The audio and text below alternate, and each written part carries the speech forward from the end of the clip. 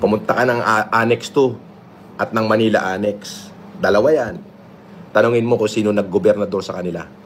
Ako ang naggobernador mo doon magmula 2020 hanggang sa paglaya ako ng 2023. Okay?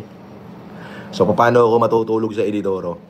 Ako yung natutunog ng literal, may tigamasahe sa akin.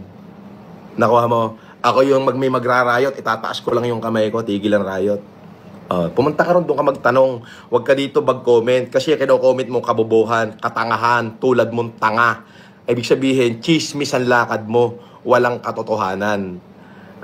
O kung gusto mo mag-abang ka ng bilanggo sa Annex 2, okay? Nalalaya, araw-araw naman may lumalaya doon. Maglabang ka ng palaya at saka mo itanong yung pangalan ko.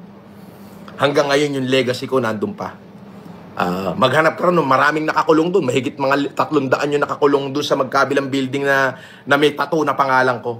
May FLM sa dibdib, sa noo, sa kamay. Di ba?